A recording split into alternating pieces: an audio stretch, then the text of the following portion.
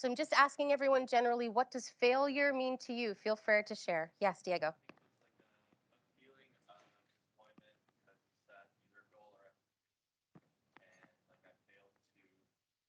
Yep, absolutely. So within that kind of expectation theme, we'll go with and kind of setting ourselves up for maybe success with the expectations, or maybe setting ourselves up to feel a little bit of that failure with an expectation. Do you believe that you can grow or be successful without that failure? I see a lot of shrugging shoulders. That's okay. We're going to get into it in a little bit. So I'm going to skip over I was going to type in just kind of how we see and feel about failure, but I'd love to be able to look at the chat later, and we're going to pop those in and we'll use those for our notes afterwards. So a definition of failure really ties into three expectations: that lack of success, the omission of expected or required actions, and a falling short. And all of those can really go right back into that own self-expectation that we have, right? When we look at this definition of failure from a business lens, then we can kind of take a look at that leadership culture that is kind of going to the wayside in the old school, what we folks used to call old boys club kind of culture, and that it's lacking that compass. It doesn't have that personal or core value tied to the individual.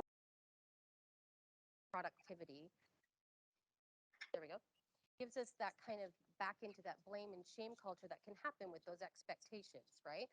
If an expectation of a corporation, or even up here or down here, literally trying something new for the very first time, that is a hill we are never going to get over. We have to first get through ebbs and flows or trials and errors, establish what a realistic expectation would be, right? An expectation within a previous leadership culture, that lack of empathy. We started applying some of that empathy or grace to ourselves, in addition to what we've seen maybe in the past of corporate, start getting that fail-safe environment. So really, not quickly, but I'd love to be able to engage in that if, and online as well. Can we see the chat? Okay. So I kind of want some interaction here. So we're going to have to get a little vocal in picking two sides of a debate. So I want at least 3 people would be great for each side. So one, we're going to ask you to debate a little bit on, and talk amongst yourselves for a couple minutes, and then you can debate on, first, failure is a requirement in order to succeed. And the second is failure must be avoided at all costs in order to succeed, either as an individual or as a business in tech.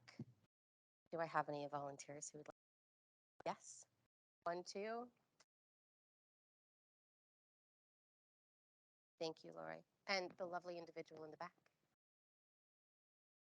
So do you mind coming up to the front?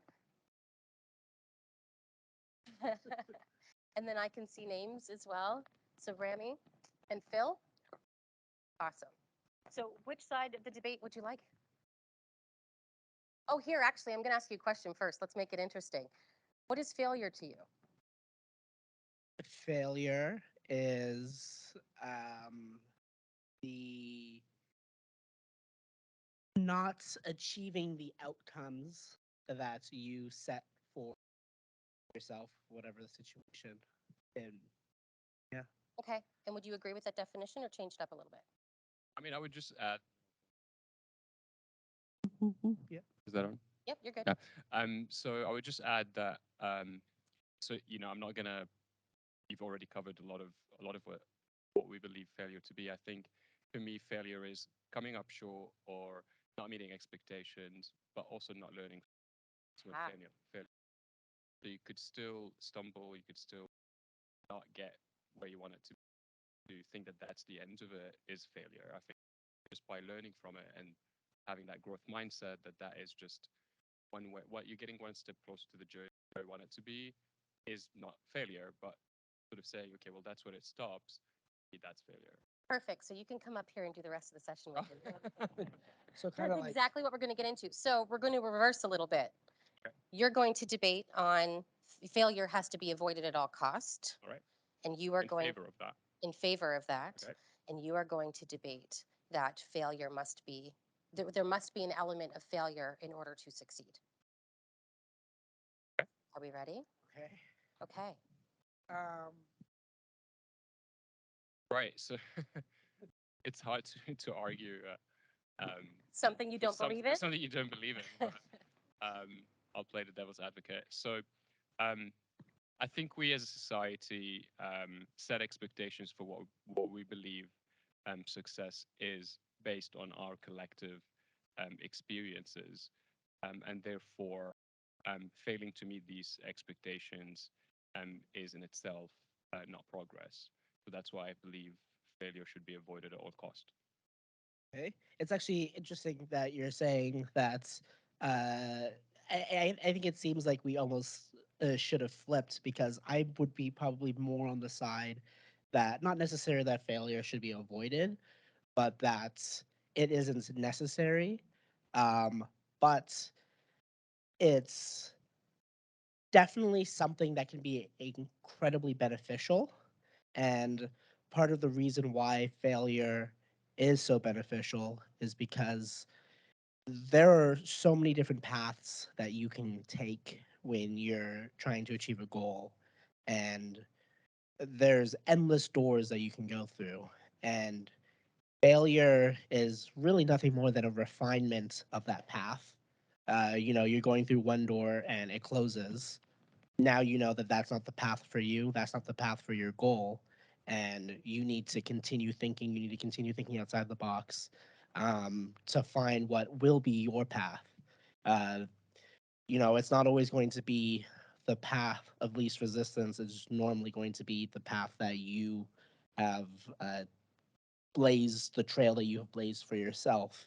And failure is a guide that can help, forge that path for you.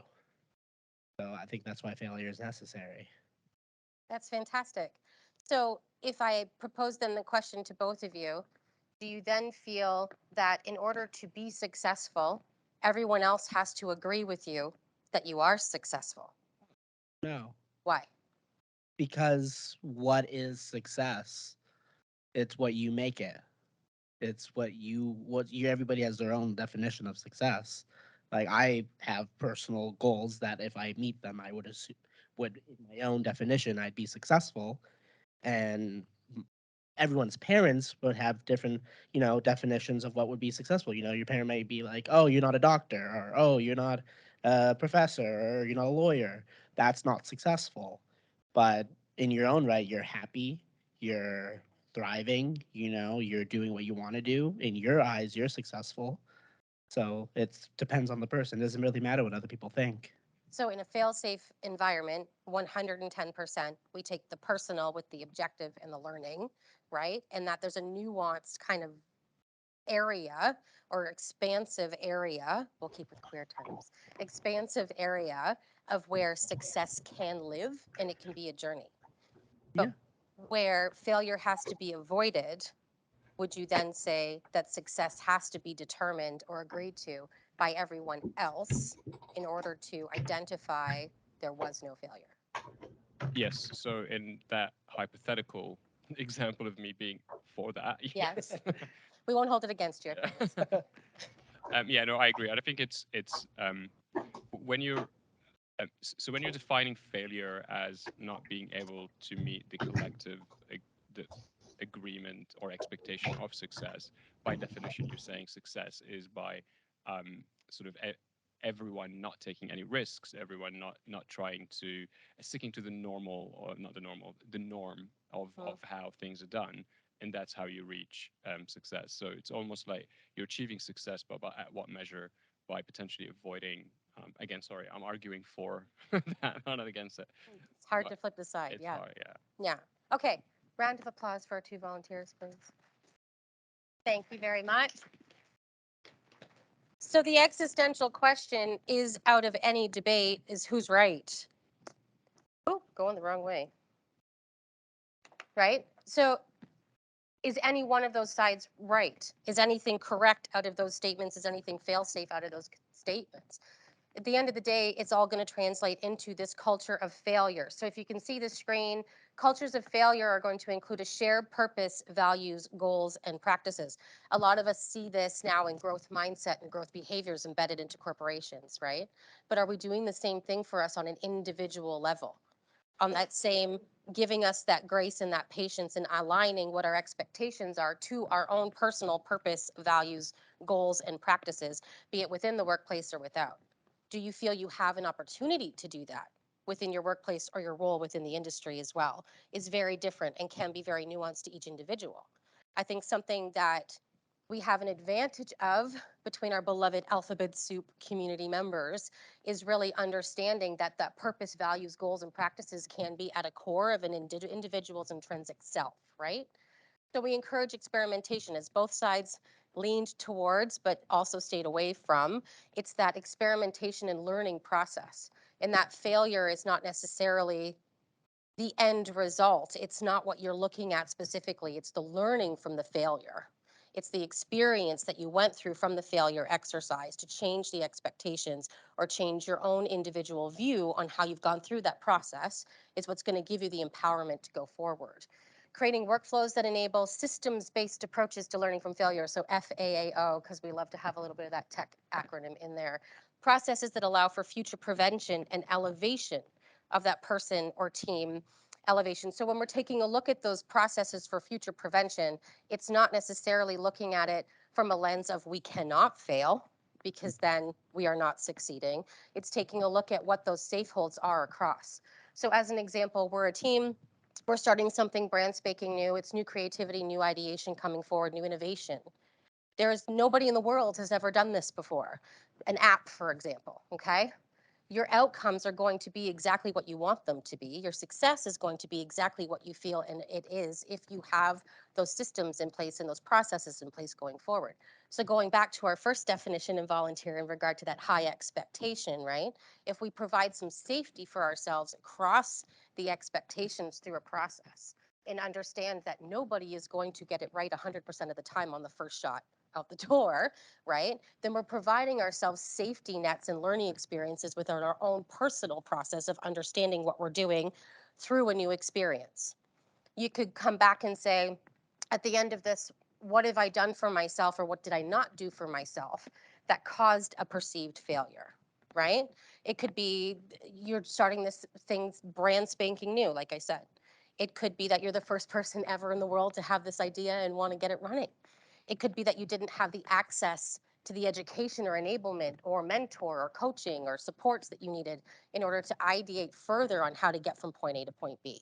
So it's very, very large and expansive, but when we give ourselves the opportunity to just take a minute and lower that expectation a little bit, does not mean that we are lowering the chance of success or we're lowering our ability, right? It's simply that we're being very kind to ourselves as we're going through these processes. And then that's what develops into growth-minded, compassionate, and empathetic individuals, which is where everybody is screaming to see their leadership go today, right? We want leaders top down to be as empathetic and compassionate as those of us boots on the ground, running LGBTQ BRGs and EFGs and everything else, trying to make change from the perceived hierarchy bottom or whatever that is. We want to see the exact same level of empathy and compassion coming from above down. We don't always see that across organizations. We see a lot of changes that companies are making right now to do that. But what we can do for ourselves in the meantime, while we're having difficulties dealing with my boss doesn't see me for me kind of situations that translate into lack of productivity at the end of the day for a lot of individuals and retention levels we're seeing now, we can start giving ourselves that grace again of doing this for ourselves. And that's what's going to build resilience in and around you peer to peer, right? So that translates into mindset. I don't think raise hands, anybody in the room who's never heard of growth mindset, fixed mindset. Didn't think so. So I won't go deep diving into this, but when we start taking a look at the breakdown of skills, challenges, effort, setbacks, and feedback through a failure model, it's literally how you're viewing each and every one of those entities as you're going through from problem point from A to B. You don't have the skills, I can learn the skills. Versus, I know it all already, I don't need to learn anything. This is the max capacity I'm going to be at, right?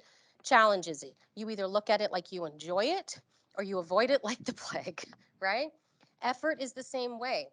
We're going to get out of something what we put in it, same as everyday life, right?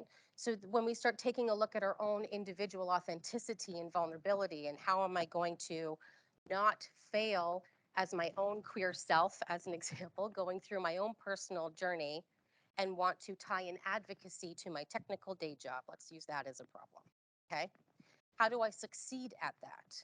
You literally baby step through self-exploration and look at how much effort you want to put in it, whether you see the challenge as a brick wall in front of you or you see it as a point of self-advocacy for yourself and your other peers. You take a look at what setbacks could be in front of you. They could say, we don't want to hear that. Your easy translation could be, this is not the culture for me, right? Not always easy, so walking away from anything. But in the back of your mind, those can all be empowerment points of learning through failure versus then feeling like I can't do this anymore and pulling yourself back. The last point within all of this is really that feedback model, where we have opportunities internal to our companies, in our peer groups and social groups, to say, after this as an example, I don't do a lot of these talks very often where I'm not behind my little safety net of my WebEx box, okay, in my office with pajamas on the bottom and a collar on the top. Not gonna lie. So stuff like this can be difficult for me. My neurodivergent self kind of takes over sometimes. Imposter syndrome kicks in, right? How do I then do that gap analysis and self-assessment afterwards of how I'm going to do better or perform better on the next one? I ask, how did I do? Right? So I have 3 lovely peers sitting in front of me who I've happened to know for quite a while. So when this session is done, the first thing I'm going to ask them is, what did you think? Right? When we give the opportunity and ask those questions and put ourselves out there, as vulnerable as that can be, depending on the person that we're talking to, right? We ask for that feedback. The worst thing we're going to get is no comment, right? That person probably didn't take in 50% of what you were doing anyways, right? If they had no comment. If the feedback that comes back is, hey, you did great at this. I'd like to see more of this. Taking that second this, right? You can then have the lens of 2 things. I stink at that. I don't know what I'm going to do. I'm going to remove it from my presentation. I'm going to remove it from my dialogue. I'm going to get somebody else to come in and do it for me. Or you can take a look at it from the lens of, I don't necessarily have the skill set yet to be my best at that. I'm going to take this again from a learning point of failure and upskill what I need to do to get this done, right? Everything resonating so far? Okay. So in regard to self-empowerment, we take a look at things like anxiety as an example. We'll do stage fright, right? You're sitting in the wings. Picture yourself sitting in the wings. You're going out. You've got 1,000 people in front of you. You're coming out to sing karaoke, Don't Stop Believing, okay? So, so you're coming out to sing in front of a whole bunch of people, 50% you know and 50% you don't. So nerves are all over the place, perhaps.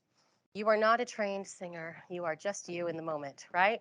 You're in your pajamas to boot. Let's do that. So then you're coming out on stage. I can't do it. I can't do it. Nerves set in. You might get shaky. You have to go to the bathroom. Whatever happens. A little nauseated. Need a glass of water. I can't do it. Sweat sets in. Panic. Okay. Anxiety turns to panic. What is the number one thing people recommend when you start feeling that sense of anxiety and panic? It's stop and feel it. You have to absolutely feel and acknowledge that you are feeling it.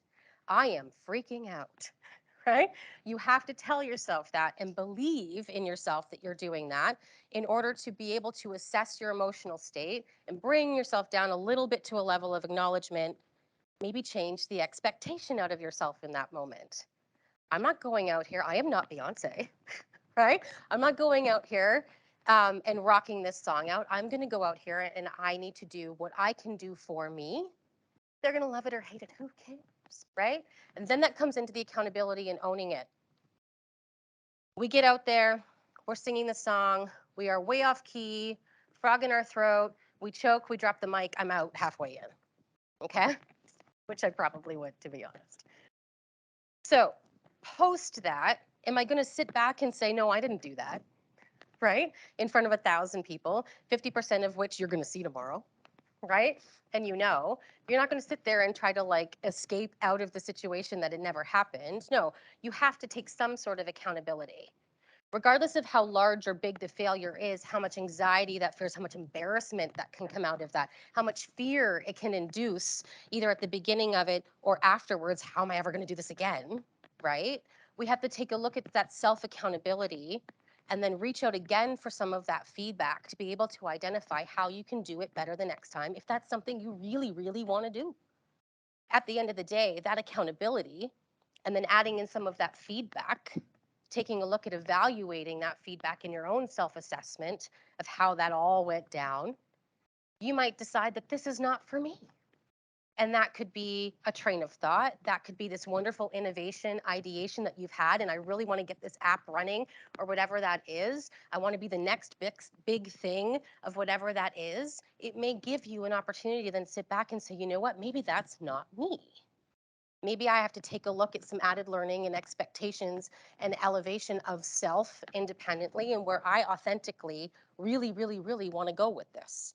And that could be reinvesting the time into, again, that exact same thing with a different view, with some different skill sets, with some added collaboration to help make you successful.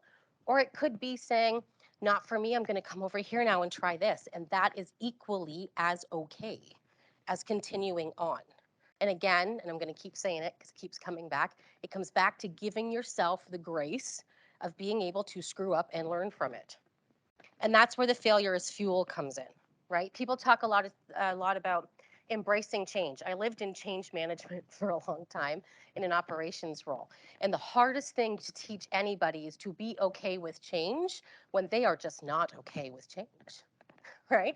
You cannot intrinsically change an individual's values of how they see change, but you can open up their minds versus trying to change it by giving them an idea of how you can get creative within that opportunity and how you can then put your own personal self into each stream of what you're doing in order to tie some value to it. So you can either really tie passion into it and fuel it for yourself, or again, you give yourself the opportunity to say, that's not for me. And that's okay. Saying it's not for me, again, is not a failure. This then adds into motivation with filters. And what's meant by that is you now have a different lens and a different way of feeling, really, the emotion that's going along with that failure or that activity that you're doing. And you'll be able to filter then. Am I getting anxious for this for no reason? I've been here. I've done this. Instead of dropping the mic and walking away, I can course correct and ask for help. I can take a look at what maybe I'm missing. I can do some added research. I can look for collaboration points. I can do A through Z, right? An opportunity and looking again in that learning mode of constantly wanting to evolve and educate oneself. I equate this kind of concept really and taking it on as a personal entity is the same way we have conversations with allies, right? We don't expect an ally to walk into the room, take an Ally 101 LGBTQ plus course and walk out there and say, I'm a co-conspirator, let's go, right? That doesn't happen. We have to enable them in the baby steps, right? We use it a lot across allyship and advocacy work in getting people to really tie in the personal value of why this is important to me. You have to do the same thing from A and B in regard to failure and ideation. We can't expect ourselves to, again, come in and know everything. You're already putting yourself in a fixed mindset before you give yourself a chance to explore and add into your own creativity and innovation to make you successful. Okay? The last thing is that authenticity point. I talk way too quickly. So the authenticity point in really understanding, again, who we are and where we want to go. Somebody throw a problem out at me. Personal versus work. Anything. Breakup. Okay, perfect. Our community loves talking about breakups. Okay, so complete and total fallout, 5-year relationship, hit a brick wall, you never saw it coming. You have to get up at 7 a.m. the next morning, show up at work for 8:30 and give a presentation to your CFO. Okay, how are you feeling? Not great. What emotions are running through us at that point? Failure, exactly. How did this come to be? I didn't see this coming. What didn't I do to be able to prevent this? What am I missing? Start with the I statements, right? We're first not going to go to, we could have done better at this. We could have communicated. We could have bum, bum, bum, bum, bum, right? It's I. You immediately start taking that blame. Now, if we walked into that CFO meeting and we knocked that thing out of the park. But the feedback was, next time come in a little less queer, right? Are we going to take that and be okay with that? Are we going to then feel like that? Oh, I keep hitting my mic. Sorry. Are we then going to feel like that failure? No. It's probably going to infuriate us. It's probably going to drive some passion and advocacy. And it's either, if we flipped a coin, one side could be, I'm going straight to go make change into my industry and my business and confront this individual, or I'm out, right? Why don't we have that same passion in regard to the breakup? And I don't mean flipping it into, no, none of that stuff in regard to trying to recoup what it is, but having the dialogue, self-advocacy, adding into that authenticity, and not allowing that emotional state to then fuel what's going to happen on the next stage. Be it work, personal, you walk onto the streetcar and it's and you're swearing at somebody because you're taking out the frustration, right? That's all internalized issues with fear or your own misgivings and anxiety of self. And you can take any sort of example of what we do on the daily. Okay, I have a 17-year-old. The other day I instructed them to do something in a 3-step. They came back to me and said, here, it's done. And I'm like, no, it's not done correctly. Well, I did the 3 steps. First thing in my head, well, you didn't do it my way. How would I expect, right, mom brain, how am I expecting that individual, my child or anybody else, to do it the way I want it and have the success that I want to see if they're not me? Right? So then we have to start applying that exact same mindset into ourselves. We are not screw ups. We made a mistake. How do we learn from the experience? It is that simple and cut and dry, as easy as it sounds. Again, the point that we really have to tie, be it your queer identity authenticity, being vulnerable at work, be it looking at a failure across a software development practice, be it there's a bug, can't fix it, whatever it is, right? The productivity, your business title, the work that you're doing does not define who you are and does not then create who you are as a success or as a failure. It's a portion of us. The same as we have, what's the analogy? It's sorry, I just left my head.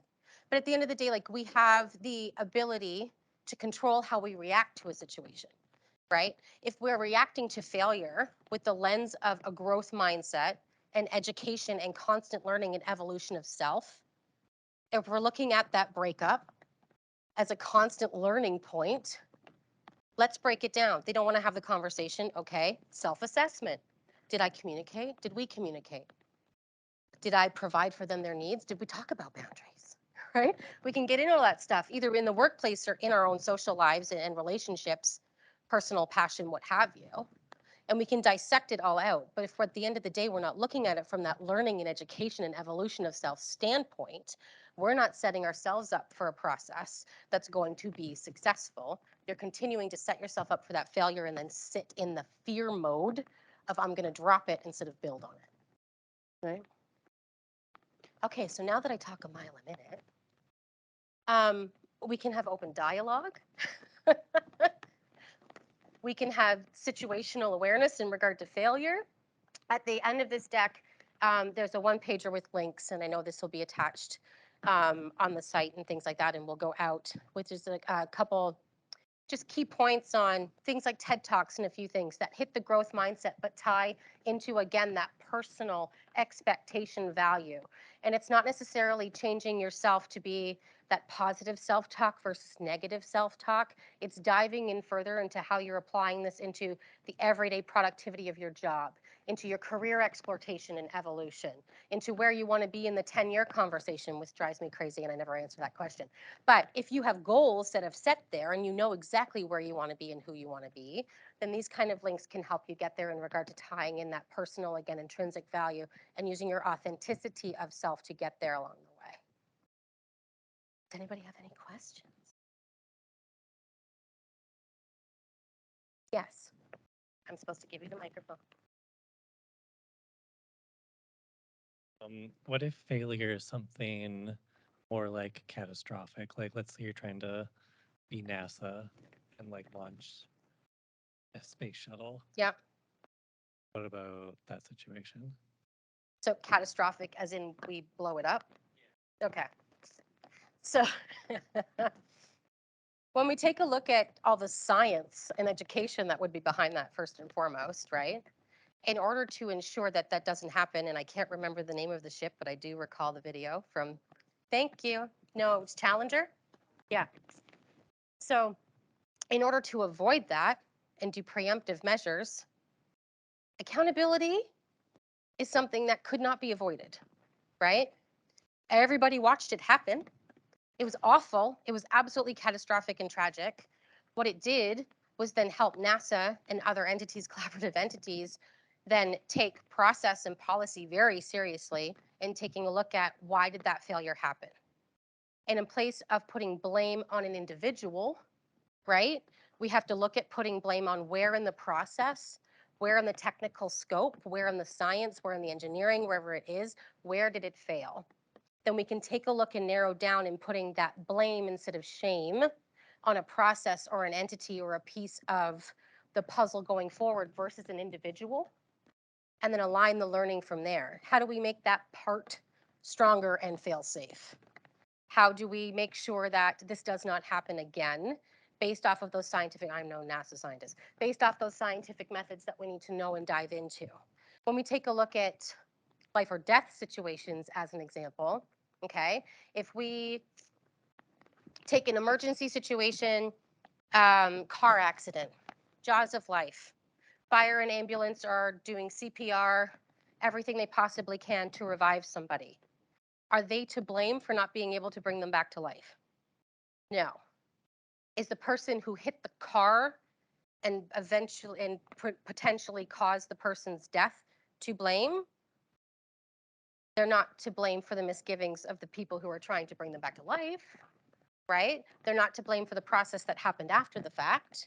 But yes, that could be a situation where we could have blame if the individual actually knowingly caused the issue or the catastrophic event, right? So again, it's kind of taking yourself out of the equation.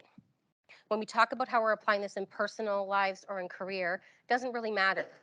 You have one problem statement, right?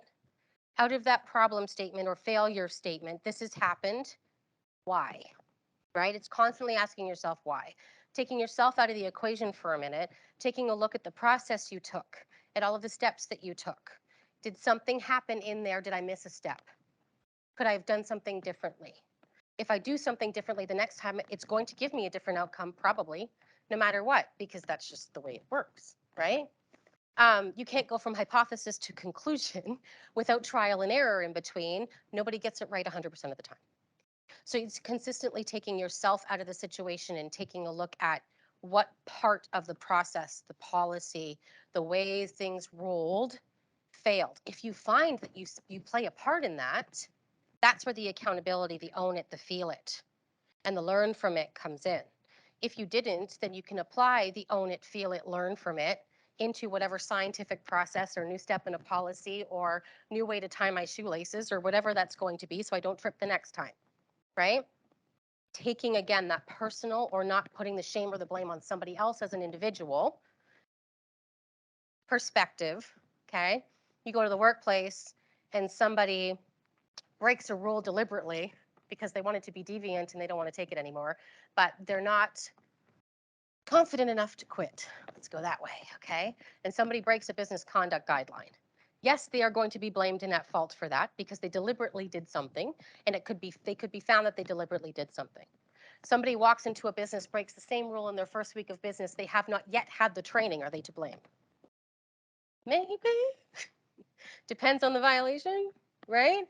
But at the end of the day, we have to give people the opportunity to learn before we then say you are not successful. You can't fail without having an opportunity to learn first. Okay. Anybody else?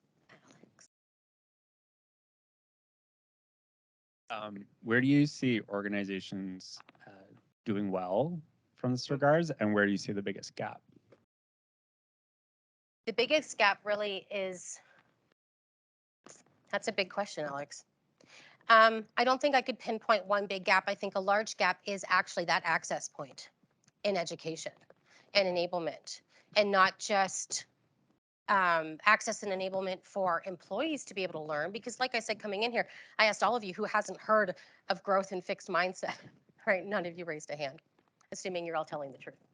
So, right? So I'll say collective we, the majority we of employees, again, boots on the ground, ERG leaders, BRG leaders, new tech, coming out of university, new early professionals, whatever you are, coming in, majority understand this because we have a concept and community who generally understands this, right?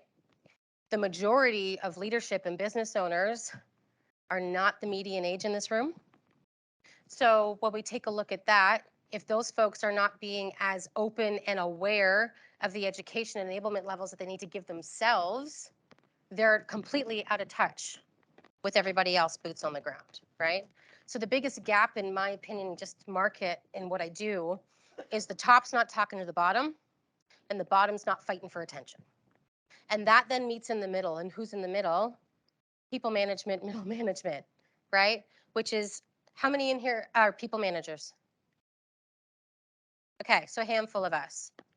So largest demographic in Fortune 500 corporations who are leading bottom up, top down, peer support, side to side, and do not understand who they are authentically in the business and are not always able to bring their full and total authentic selves to the table at every time because they are under the most pressure to perform in 4 different ways, right? So when that gap then meets in the middle and the people holding the bag on making sure everybody is elevated, engaged, and understanding doesn't know who the heck they are or that sense of belonging in the business, culture fails.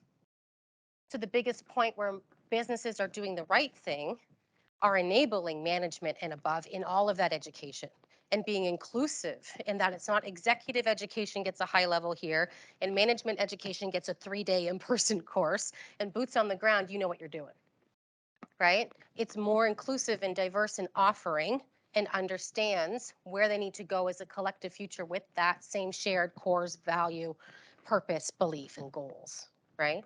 So everyone's getting the same access and same level of education versus everyone getting a different piece of one pie and then having the same set of expectations to fulfill in order to be successful, especially across a D&I platform. Yes. I just want to add to Alex's point about what sort of organizations can do to sort of help in this space. So 2 examples. So I work for at Udemy, which is a learning organization, and we've recently had a sort of an overhaul to sort of how we communicate our culture, and we've introduced a completely sort of new value called courageously experimental. Love it. And the whole point of it is that we as an organization now are going to not only allow people to experiment, but also celebrate failure. So we've actually started to measure failure as a success measure, which I know sounds like an oxymoron. But if you don't experiment and if you don't try things and fail at them, how are you going to be able to do things in a good way? So I think driving it just from, whether it's from the top down or just across the business, whether it's people managers or leaders, to say it's okay for you to experiment and encourage you to experiment.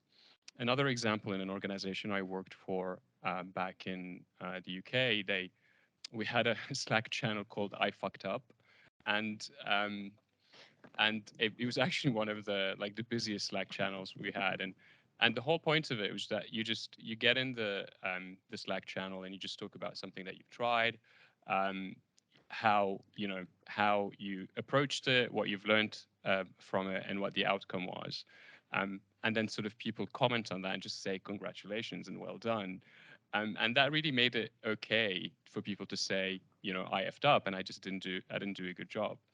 And I think also there's a conference here. I think I just remember there's a conference here called fuckup.com or something like that. And it's just people coming in talking about their failures and celebrating their failures. So I think there's a lot that the company can do to encourage people at all levels to experiment in as small or as big as possible, obviously within boundaries that are preset. But yeah, I thought that is just 2 examples that I came across that I thought were useful. That's fantastic. And we use Udemy, so thank you. Um, So I don't need that microphone. So on that point, in regard to celebrating the failure, this was a massive point in a lot of tech companies moving to agile stand-up formation, right? So it's not just from a collaboration point and everybody being heard, it's also everybody learning from everybody else's mistakes and saying, ha, that sucks, let's see what we can do with it, right? And getting that empowerment and generation coming from that stand-up format and the collaborative format versus what we used to have, which was so incredibly siloed, and everyone's individual failure or misgivings or creation of bug or destruction of software or whatever that was, then again sat with the individual versus with the team. And agile is what kind of developed out into making sure that team collaboration was the focus, which then again helps to make sure that that failure is more celebrated in that, look what we learned from this.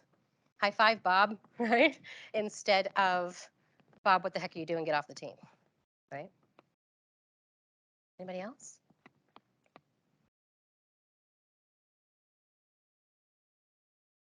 Okay.